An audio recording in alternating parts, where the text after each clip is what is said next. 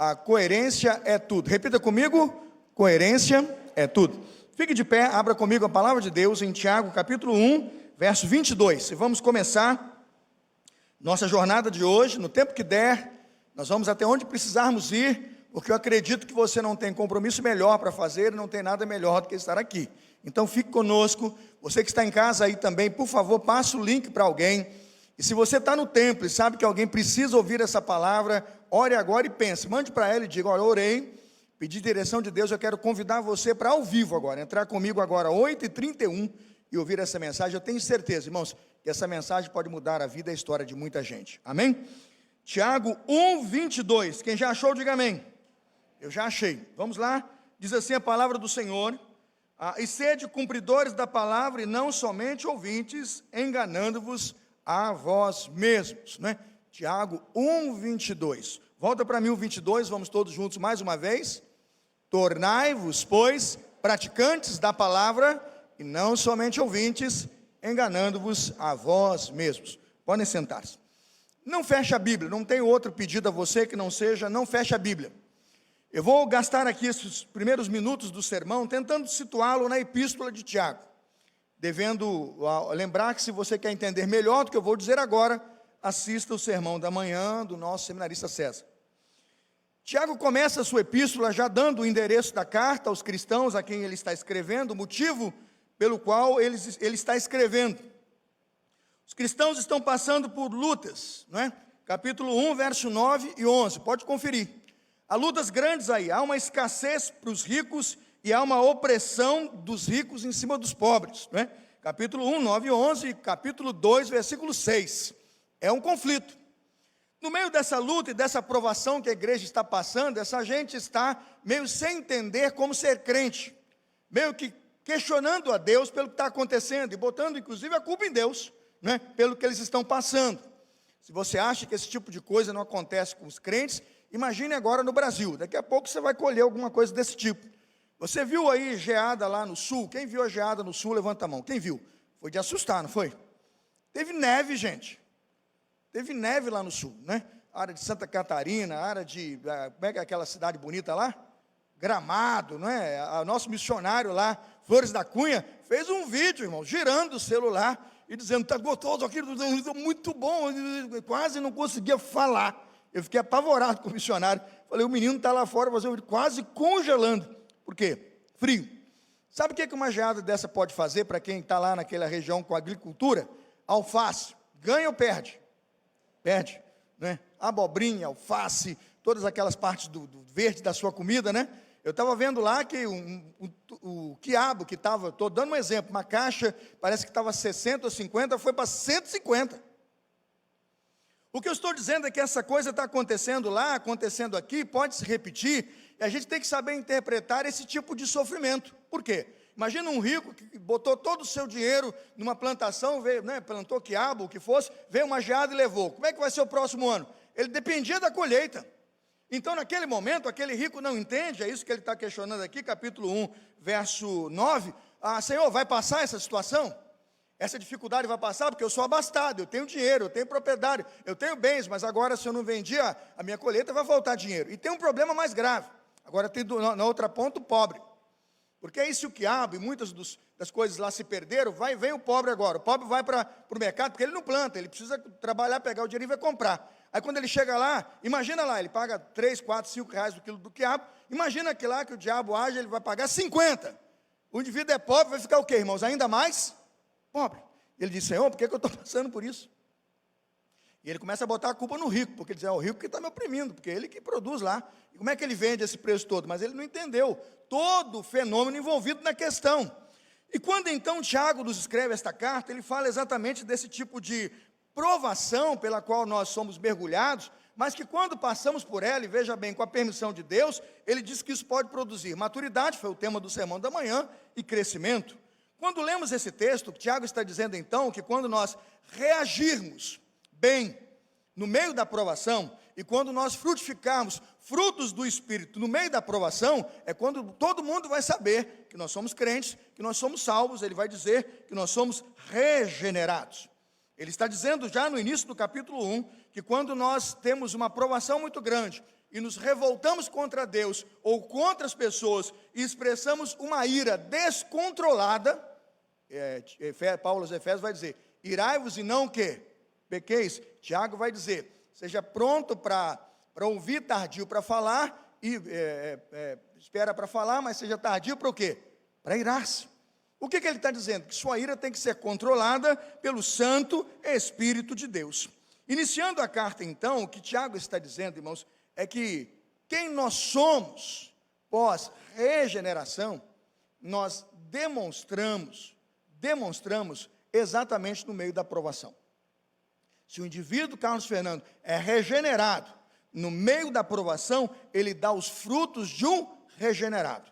Mas ele está dizendo que se no meio de uma provação, você se torna uma fake news, uma imitação de crente, você pratica o que ele chama de uma falsa religião, e você não frutifica os frutos da regeneração. O que ele está dizendo? Você ainda não é um regenerado. Você precisa ser um praticante da palavra, ouvir o que a palavra diz, compreender o que a palavra ensina, e precisa praticar o que ela então manda você praticar.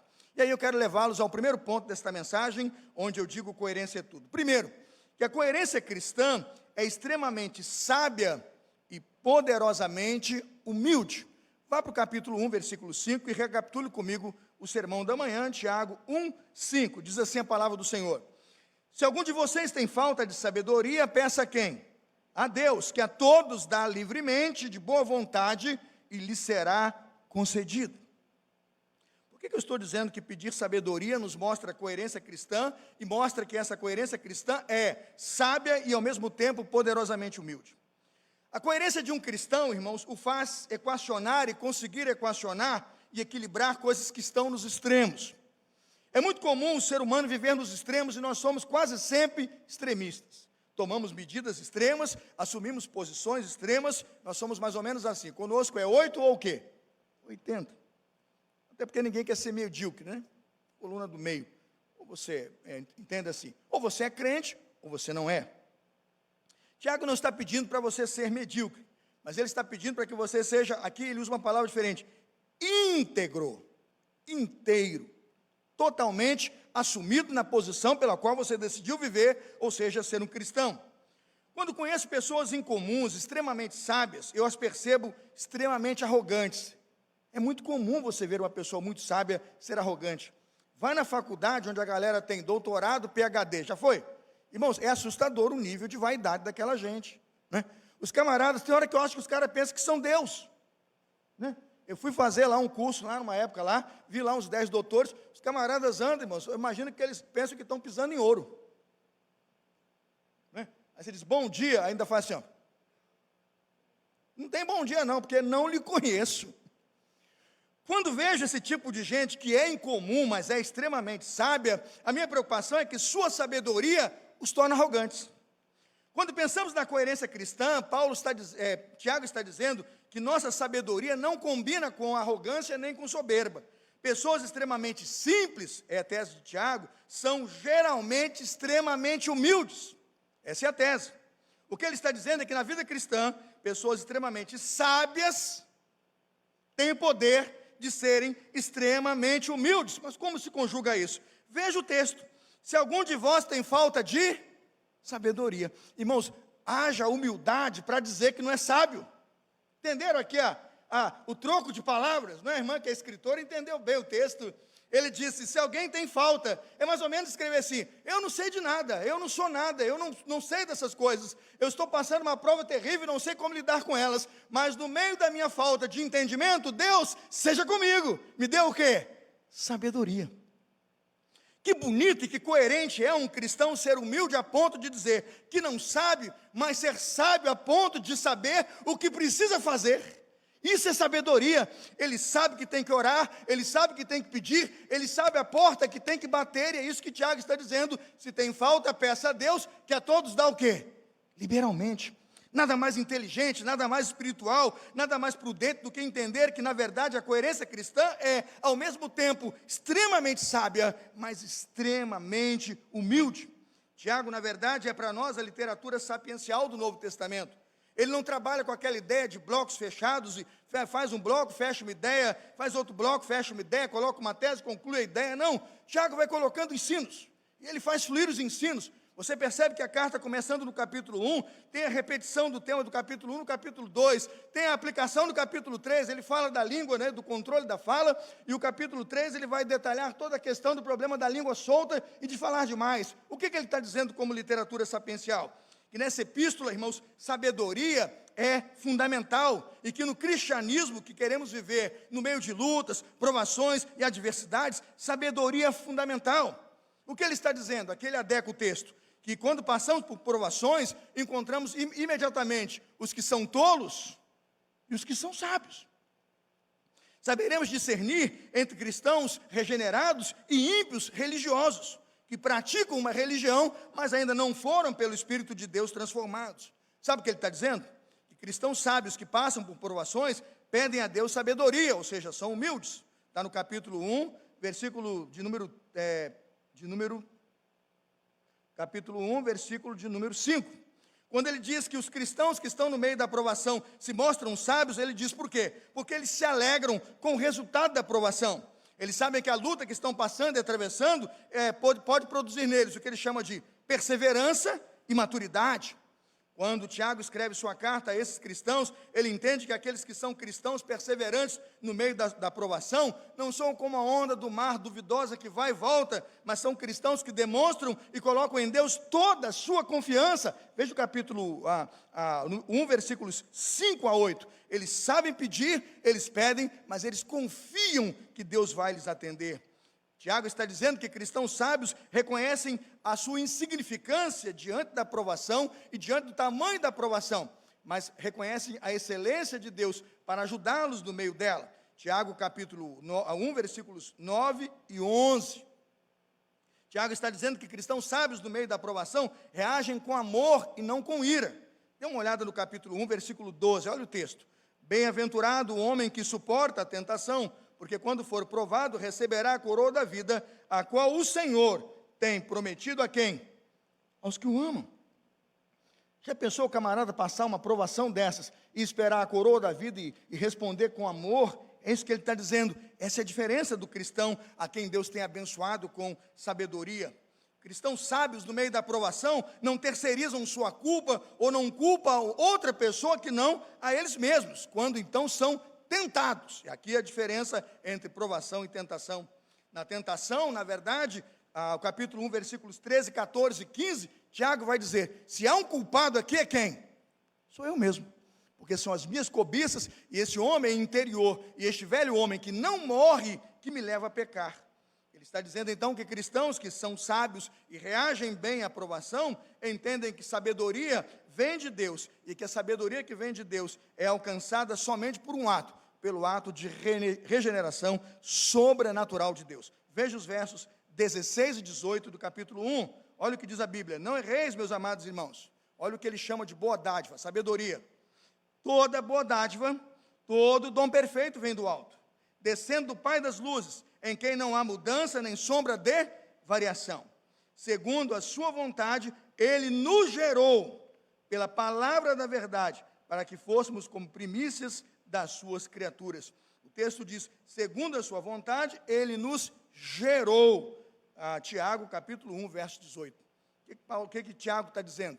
Que nós somente somos regenerados, e só somos regenerados no encontro com Deus e no encontro diário com a sua palavra.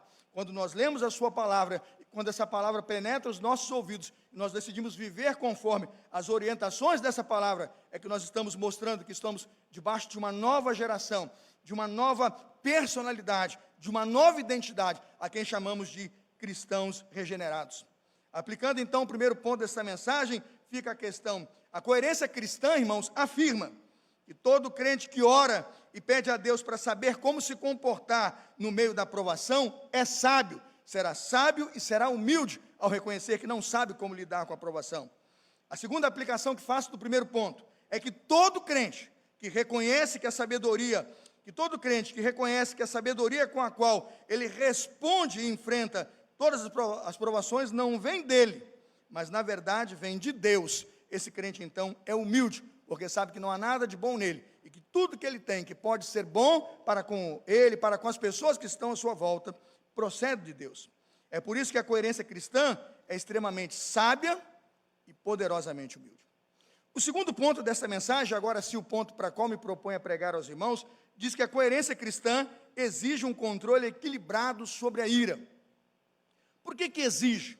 Porque isso é uma exigência do texto sagrado, porque esse é o imperativo de Deus, porque essa é uma daquelas posturas em que Deus diz assim, eu estou dizendo para que você pratique. Vamos ler o texto, Tiago 1, versículos 19, vamos ler todos juntos? Tiago 1, 19, está na tela, vamos ler juntos? Meus amados irmãos, tenham isto em mente, sejam todos prontos para ouvir, tardios para falar, tardios para irar-se. Versículo 20, todos juntos? Pois a ira do homem exige um controle equilibrado da ira. Por quê? É muito comum, irmãos, no meio da provação que você fique irado. Quem nunca ficou? Se eu pedir assim, quem nunca que levante a mão não vai levantar ninguém. Na hora difícil a gente fica bravo, irmãos. Ah, Senhor, o que eu fiz? Tem gente que fala que jogou pedra na cruz, né? Tem uns negócios esquisitos que as pessoas falam, eu não gosto de falar que não. O pessoal fica assim, pastor é muito antenado com as coisas lá fora. Eu digo, eu vivo aqui dentro e vivo lá fora, irmãos. Eu sou uma pessoa comum, se você não sabe, eu vou no banheiro, bebo água, escovo o dente, né? Banho de vez em quando. Eita, frio terrível. Já viram aquele banho francês? Esquenta a toalha lá na panela, na água morna, dá-lhe toalhinha. Brincadeira, irmãos. Brincadeira. Quando olho para um texto como esse, e obviamente entendo que Tiago está pedindo para controlarmos a ira, irmãos, não é fácil não. Quando o problema vem, uma dificuldade vem, você não interpreta, não sabe muito bem o que está te atingindo, é mais ou menos assim, o que eu fiz? Por que eu estou passando por isso? Né? O que alguém fez? Sou eu? É aquela pergunta do discípulo, foi ele ou seus pais que pecou? É muito comum a gente colocar a culpa em alguém, o texto diz aqui que, na verdade, no meio da ira, Tiago registra que aquelas pessoas culpavam, ora os ricos, ora os pobres, e ora quem? Ora Deus, e por isso ele defende Deus e fala, esse tipo de tentação não vem de Deus. Essa tentação está aí dentro de você, porque você decide praticar coisas más e cobiça. Porque nós estamos entendendo aqui que nossa ira, irmãos, deve existir, mas ela tem que ser controlada e não descontrolada. Quando nós temos uma ira descontrolada a respeito de provações e das dificuldades que passamos, mostramos, na verdade, que nossa religião é uma fraude e que, na verdade, não somos pessoas regeneradas que frutificam a regeneração pelo Espírito. Porque uma das ações do Espírito quanto à questão da ira chama-se domínio próprio. Repita comigo, domínio próprio.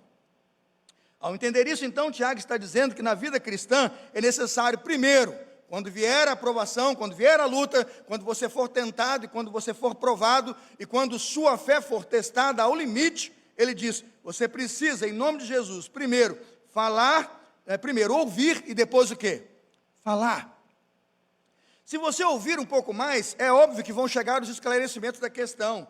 Se você parar para ouvir um pouco mais, é certo que você vai compreender melhor a situação na qual você está mergulhado. E quando você falar, não vai falar como um incauto ou como um tolo, mas vai falar com sabedoria. Um cristão não pode dar lugar à ira, mesmo quando acha que está lutando, operando justiça de Deus. Capítulo 1, versículo 20, acompanhe comigo, se você quiser pode ler. Porque a ira do homem, capítulo 1, versículo 20, não opera o quê? A justiça de Deus. É difícil, mas tem que ser cumprido. Eu vejo muito cristãos às vezes aí vendo mortes, homicídios. Agora então está na moda na questão política, não é? Está na moda da questão política, você é o dono da verdade. Tem um tal de gente hoje que é o dono da verdade, é do partido A ou do B, é da direita ou da esquerda, mas eles são donos da verdade. E está um tal de se engalfinhar em nome da verdade, como se nesses partidos e nessas visões políticas tivesse 1 centímetro do reino de Deus ali. E você troca família, troca amizade, porque você quer resolver o problema o quê? Na pedrada. Como diz aqui o nosso pregador aí, né? A pedrada, na paulada. Por quê? O sujeito está votando no fulano, é do diabo. O sujeito está botando as coresinhas daquele indivíduo, é do demônio. Ou se botar aquela cor e aquela bandeira que não é nossa, é do outro time. E começa uma guerra. E quando essa guerra não para e não cessa, o indivíduo parte não só para as agressões na internet, quando encontra, parte para agressões verbais e se deixar físicas.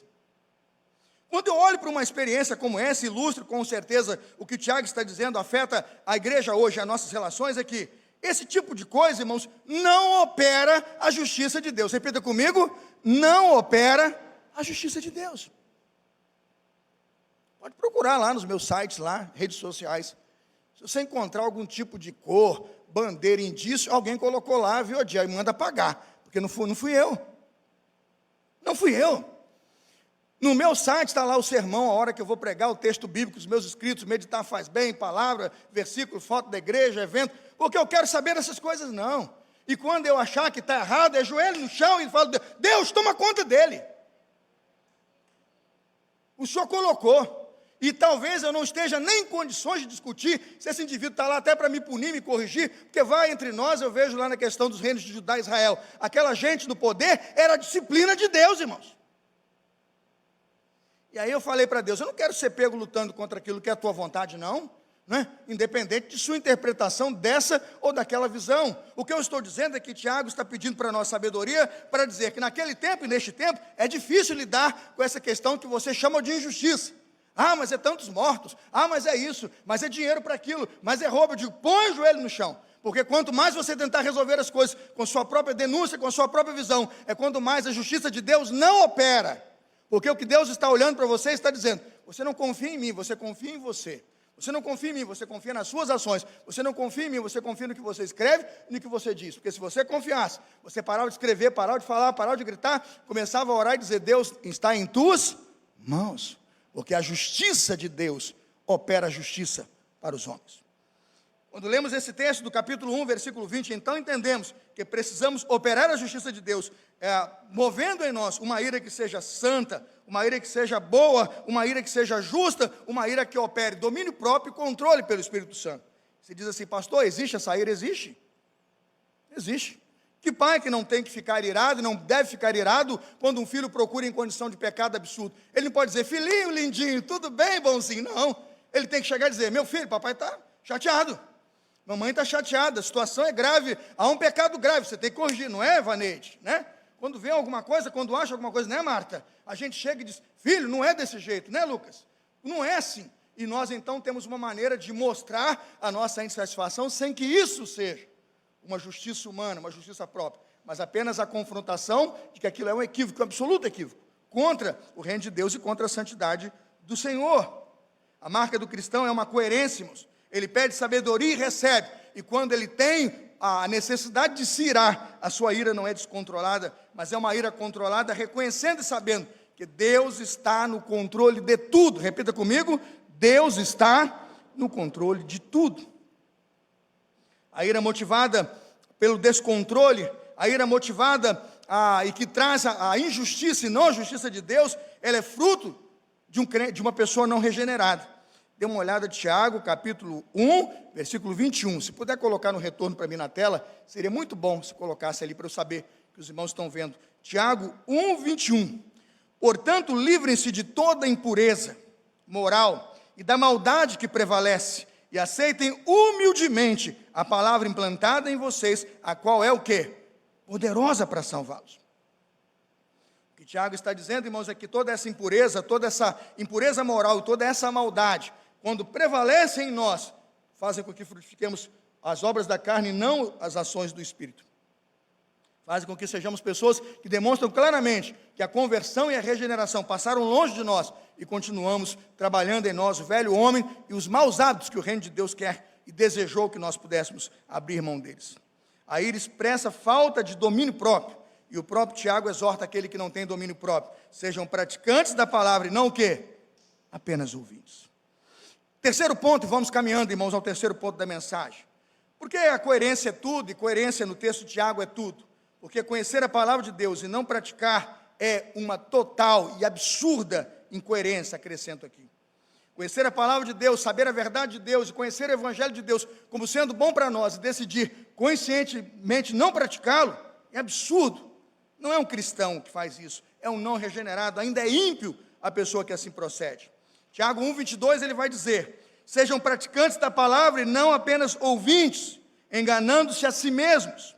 Aquele que ouve a palavra, mas não a põe em prática, é semelhante ao homem que olha a sua face num espelho. Depois de olhar para si mesmo, sai e logo esquece a sua aparência.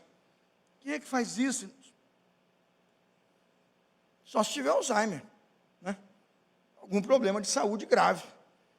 Qual é a pessoa que olhando no espelho, acabou de olhar, sai do espelho e não sabe quem ele é? Eu já me olho tantas vezes que tem vezes que eu já olho e fico assustado, vendo quanto que eu mudei. Os negócios aqui, uns pés de galinha aqui, os negócios caindo lá. Eu digo, Jesus, o tempo está passando, Senhor. Mas eu me olho no espelho e eu sei quem eu sou. A Bíblia está dizendo, irmãos, é que posto diante da palavra de Deus, da clareza da revelação de Deus, é absurdo, irmãos, você olhar e dizer assim, eu me esqueci. Eu não sei o que tem que fazer. Não sei quem eu sou, eu não sei quem eu tenho que ser. Ele está dizendo, isso não é possível. Você precisa frutificar aquilo que o próprio Evangelho ensinou, e você precisa praticar aquilo que você ouviu, e não entrou num ouvido e saiu no outro. Foi residir no seu coração para você viver. Tiago apela aos cristãos para que não se enganem. Ele pede para que nós não nos enganemos, fingindo-se ser ouvintes, permitindo que a palavra entre por um ouvido e saia pelo outro. Ele diz, não há coerência nisso. Uma pessoa não pode olhar no espelho e ver sua face e logo a seguir, no minuto seguinte, se esquecer. Religiosos farão isso, cristãos não. Cristãos vão se lembrar da palavra de Deus e vão frutificá-la. É por isso que Tiago bate duro, Tiago capítulo 2, verso 17, é o próximo sermão, mas eu quero adiantá-lo na perspectiva da aplicação. Tiago 2,17 vai dizer assim, a fé sem obras é morta. Repita comigo, a fé sem obras é morta. Ele vai repetir em Tiago capítulo 2, versículo 20. Novamente digo, a fé sem obras é morta. Sabe, irmãos, por quê? Nós expressamos nossa fé em obediência e confiança. Por isso, nós só podemos expressar a nossa fé através de nossas obras. Eu vou repetir. Nós expressamos nossa fé em obediência e confiança. Por isso, nós só podemos expressar nossa fé através das nossas boas obras. O ensino que eu estou passando aqui, irmãos, é verdadeiro e bíblico. Tiago capítulo 2, confira comigo, versículo 21, mostra claramente como Abraão demonstrou que era justificado pela fé. Tiago capítulo 2, verso 21 diz, porventura nosso pai Abraão não foi justificado pelas obras quando ofereceu sobre o altar o seu filho?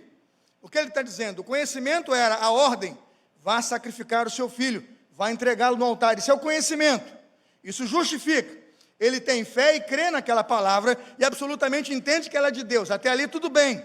Mas ele está dizendo agora que o que vai justificar a ação e fará dele um regenerado, que se justifica pela fé, é subir ao altar. É levar o filho.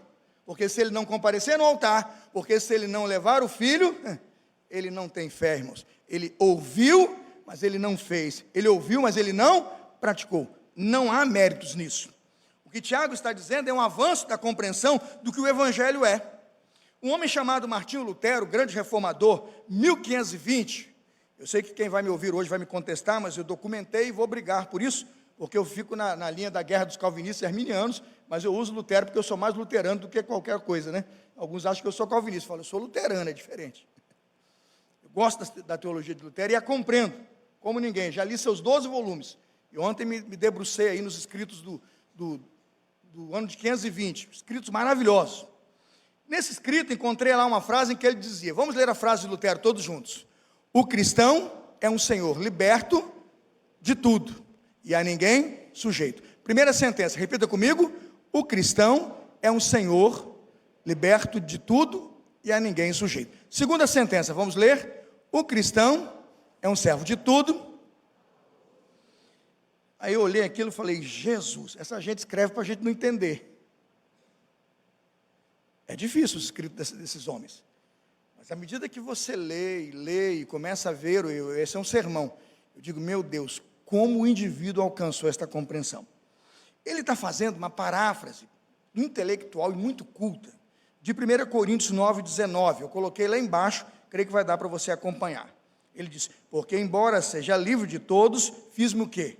Escravo de todos. Ele diz, porque embora seja livre de todos, fiz-me escravo de todos, para ganhar o maior número possível de quê? De pessoas. O que ele está dizendo? E aí a gente aplica para poder entender o sermão e sair daqui para praticar o que o Evangelho é. Lutero está dizendo que um cristão é um senhor liberto de tudo e a ninguém sujeito. O que ele está dizendo? Nenhuma condenação há para os que estão em Cristo Jesus. Quem crê nisso, diga amém. Isso é o Evangelho. porque todos os pecados destituídos estão da glória de Deus, né? Isso é verdade, mas ele diz lá, a Bíblia diz, se confessarmos os nossos pecados, ele é fiel e justo para nos perdoar os pecados e nos purificar o quê? De toda injustiça.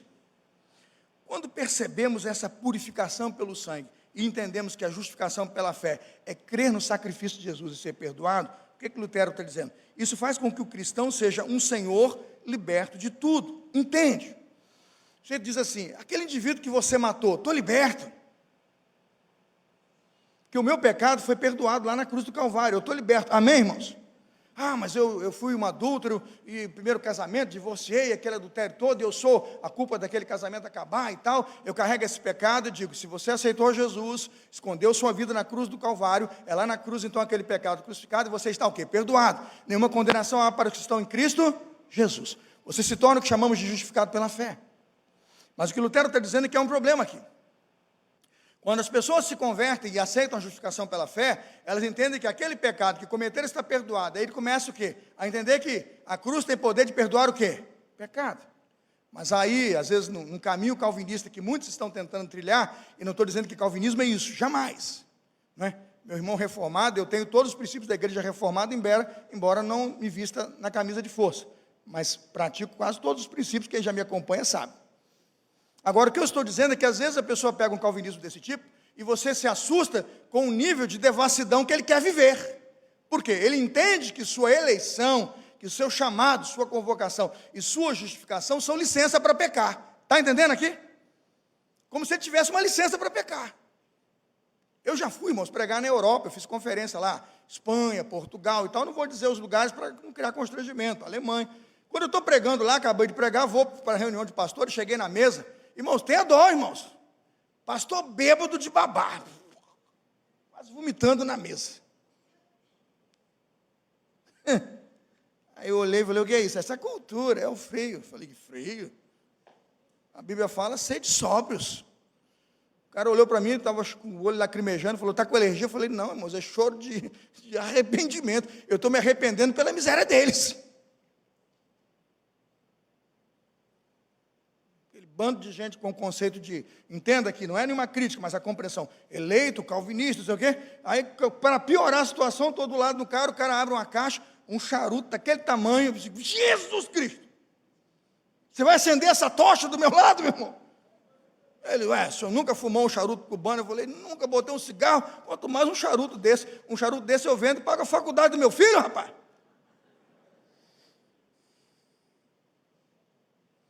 O que Lutero está dizendo é que você não pode se esconder atrás da justificação para tentar, nessa ideia de ser justificado, viver uma vida de devassidão. Ele está dizendo, não justifica não. É isso que Lutero está dizendo. Você é livre de tudo. Agora veja a segunda sentença. Mas você é servo de tudo e a quê? A todo sujeito.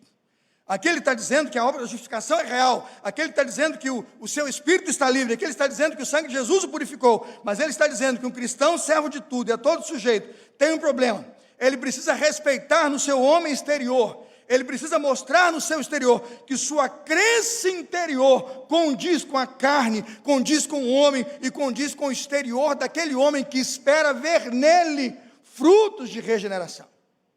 É isso que Paulo diz lá quando está dizendo que tem uma carne sacrificada a ídolos que ele sabe que não faz mal, mas tem um indivíduo que sabe que aquela carne foi sacrificada. Ele diz, eu não como porque ela me condena. Ele diz, eu não como porque ela me condena, até porque não me condena. E Paulo disse, eu posso comer porque eu sou livre. Eu não como pela consciência fraca do meu irmão, a que eu preciso amar e que me tornarei escândalo para ele. Entenda a frase, o cristão é um servo de tudo e quem? A todos sujeito. Eu não vivo sozinho neste mundo, eu preciso frutificar pelas boas obras, e as boas obras não são só na direção do outro, mas quantas boas obras da regeneração estão na direção da minha pessoa, diz Lutero, volume 2, escrito 520, página 447.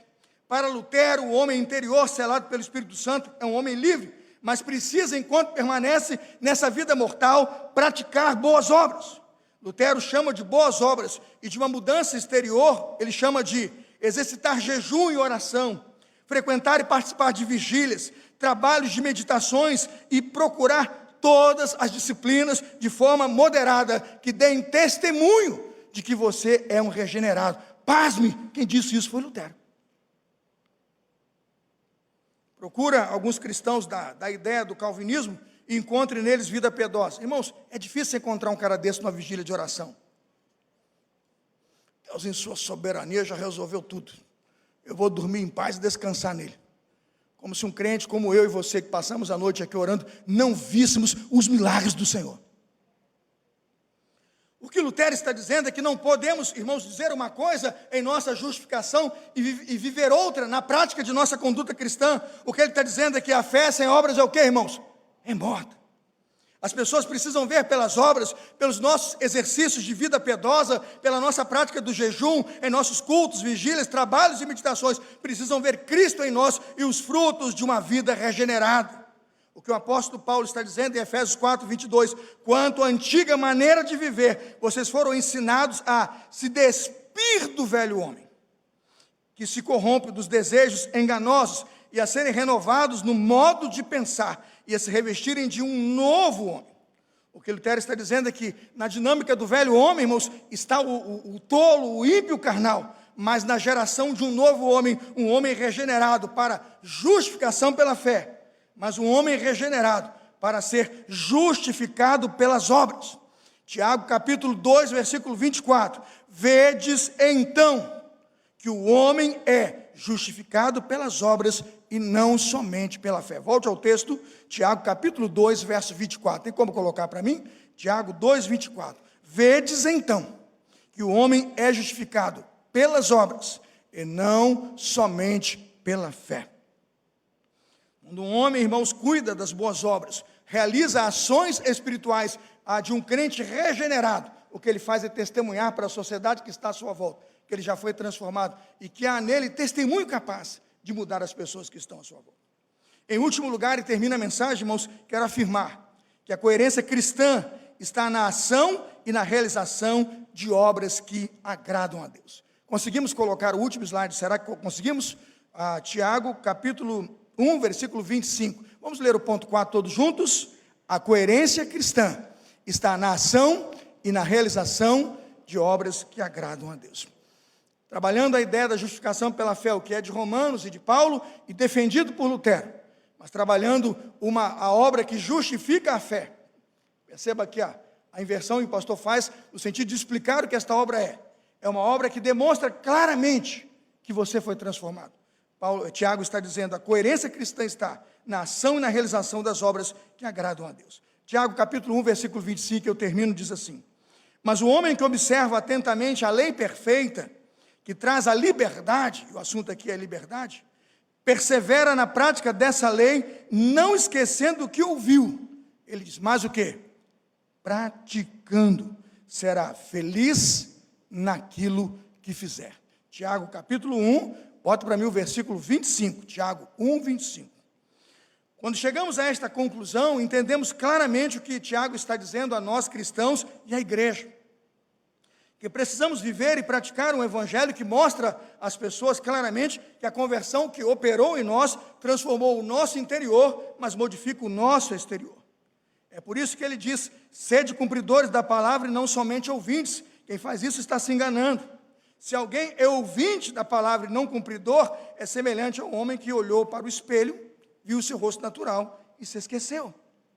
Quando ele diz então como mostrar esse evangelho para fora, e esta religião onde o mundo percebe regeneração e transformação, ele diz, o único jeito, boas obras. E diz mais, isto faz com que você cumpra o desígnio de Deus para a sua vida. Você será feliz naquilo que você fizer. Tiago capítulo 1, bota o finalzinho da frase, versículo 25, final por favor. Sendo ouvinte negligente, não sendo ouvinte negligente, mas operoso, praticante, esse será a frase última, bem-aventurado no que ele realizar. O que isso significa? Que eu tomo conhecimento da palavra, lendo a palavra, e preciso saber que a sabedoria do crente procede da palavra. Tiago 1,19 diz assim, meus amados irmãos, tenham isto em mente, sejam prontos para ouvir e tardios para falar. Tomei conhecimento. Está na Bíblia. Irmãos, sejam prontos para ouvir, tardios para falar. Tomei conhecimento. O que fazer? Ele diz, praticar. Tiago 1, 26. Se alguém se considera religioso, não refreia sua língua, engana-se a quem? a si mesmo. Essa é a discrepância. Conhecer e não praticar. O que ele está dizendo? Ele ouviu da fé, ele crê na justificação pela fé, mas suas obras são injustificáveis. Sua conduta é reprovável. Ele frutifica como não regenerado. Ao ler esse texto, entendo então que a palavra de Deus exige de cada um de nós nessa noite, que nossa regeneração não faça de cada um de nós um cristão língua solta. Eu falo com você, seu língua solta, que sai por aí falando de tudo, de todos, como se sua língua não fosse algo que você precisasse controlar. Eu já vi gente tão debochada com a língua e com a fé, que é capaz de, na vigília de oração, orar e dizer: Deus, tem compaixão da filha do seu Zezinho, coitada. Dormiu com o namorado, está grávida, vai acabar com o futuro dela. Vai contando na oração as misérias da igreja. E está todo mundo abrindo o olho dizendo: Jesus, Senhor, que igreja é essa? Porque o indivíduo, ao invés de orar para abençoar a sua comunidade, com seu ardil religioso, com sua falsa piedade, consegue destruir a vida de lares e de famílias inteiras. Às vezes até o pai que está na oração nem sabia que a filha tinha, ou o filho tinha tal comportamento, porque o indivíduo não sabe controlar a sua língua. Tiago capítulo 3, versículo 5, diz assim, Tiago 3, 5, semelhantemente a língua é um pequeno órgão do corpo, mas se vangloria de grandes coisas. Vejam como um grande bosque é incendiado por uma simples fagulha. Por isso ele disse: controle sua língua. Entre conhecer e praticar há um abismo. Ouvir e não falar, a resposta do regenerado. Tiago capítulo 4, versículo 11, ele diz o que fazer com a língua. Tiago 4, 11, não falei mal uns dos outros. Pare de falar mal do seu irmão. Por que ele está dizendo isso? Escolha ser feliz. O que ele está dizendo isso é que quem ouve e faz, quem ouve e pratica, se dá bem e é abençoado. Ele vai dizer: quem persevera na prática dessa lei, não esquecendo o que ouviu, mas praticando, será feliz, será abençoado naquilo que fizer. Ao terminar esta mensagem, a pergunta é: o que o senhor aplica hoje para nós que vamos sair daqui para praticar o conhecimento que hoje aqui recebemos? Tomar conhecimento e praticar. Abra Tiago capítulo 1, por favor, versículo 27, e nós vamos terminar. Tiago 1, 27 diz assim: a religião que Deus, nosso Pai, aceita como pura e imaculada está lá, ó. A religião que Deus, nosso Pai, aceita como pura e imaculada é esta, veja lá, isto é um ensino. Isto é aquilo que você vai ouvir e entende que deve, antes de falar, ouvir e decidir, praticar. Ele está falando de pureza, irmãos, de uma religião excelente, de um modelo de cristianismo, onde o regenerado torna evidente a sua regeneração. Este é o ensino. Agora você diz assim: pastor, o que isso tem a ver? Eu entendi a teoria, mas não sei na prática como funciona. O versículo diz, Tiago 1, 27, parte B, cuide dos órfãos e do que, irmãos? Cuide dos órfãos e do quê? E das viúvas. Segunda etapa, e suas dificuldades, e não se deixe corromper pelo mundo. Eu nunca vi um sermão tão prático, e eu nunca vi um pastor tão simples como Tiago. Ele não fica de teorias em teorias, né? De filosofias em filosofias. Paulo é prolixo, Paulo é erudito. Tiago é simples. Ele mostra a pureza da religião e os caminhos da religião numa linha muito simples. A solução é amar o seu semelhante. Não deixe viúvas passarem necessidade. Não deixe as pessoas soltas na rua, os mendigos com fome. Ele começa a trabalhar. Não trate mal as pessoas na igreja. Entra um rico, você dá um lugar especial. Entrou o pobre, deixa em pé. Está lá no capítulo 2. O que ele está dizendo é que nossa vida e nossa religião precisam ser tão simples e tão práticas, que de forma a vivermos e praticar o evangelho, em que nossa realidade mude para benefício nosso e do nosso irmão. Se nós formos praticantes da palavra que hoje aqui nos foi ensinada, e se nós formos praticantes da palavra que hoje aqui nos foi reverberada pelo Espírito do Senhor, o que nós estamos entendendo é que pararemos de falar mal das pessoas, pararemos com as intrigas e fofocas, veremos uma religião de obras, de amor e caridade, viúvas serão amparadas, pobres serão sustentados, pessoas serão capacitadas, e veja bem, muitas pessoas se converterão a Jesus. Tiago 1:25, você será feliz naquilo para o qual o Senhor Jesus chamou você para fazer. Ao terminar esta mensagem, a conclusão está no último slide, é a seguinte: qual é a mensagem de Tiago para nós e a aplicação desse sermão? Coerência, irmãos, coerência. Quando um cristão for provado e passar por dura provação, quando o inimigo emitir e colocar por sedução e cobiça na frente de um cristão opções e descaminhos, você saberá a diferença entre um tolo e um sábio, entre um ímpio e um regenerado. O cristão frutificará com boas obras, o cristão frutificará com pureza e com amor, o cristão mostrará por fora os frutos do evangelho que o tomaram por dentro. O tolo não. O tolo vai falar mal, vai ter a sua língua maldita a maldizer as pessoas, vai mostrar uma ira desproporcional e descontrolada, e nunca conseguirá viver o amor de Deus e a pureza do seu evangelho. Quando ouvimos uma mensagem como esta, a pergunta é: que tipo de cristãos nós somos? Ímpios, religiosos ou regenerados, transformados? Feche teus olhos, vamos orar nesta hora? Eu quero fazer um desafio à minha igreja que está aqui nessa noite e me ouve até esta hora. O desafio nesta noite, irmãos, é ouvir esta mensagem e decidir abraçá-la. O desafio desta noite é ouvir esta mensagem e decidir praticá-la. Se você for um ímpio, você vai ouvir e como um tolo vai sair daqui para rir-se de tudo que nós pregamos aqui e para não aceitar nada do que dissemos como verdade do evangelho.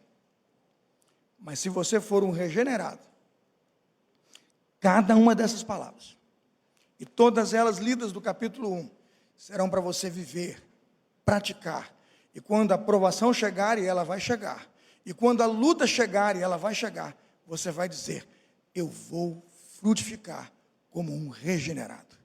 O mundo vai saber que eu sou transformado, porque as obras que eu manifesto no meu exterior, vêm do interior a quem o Espírito Santo controla. Quantos gostariam nesta noite, em nome de Jesus, é um apelo, de frutificar como um regenerado, dizendo ao Senhor: Pai, quando a provação chegar, quando a luta chegar, eu quero frutificar domínio próprio, no meio da ira, eu quero frutificar amor ao desamparado, eu quero frutificar as obras de um regenerado.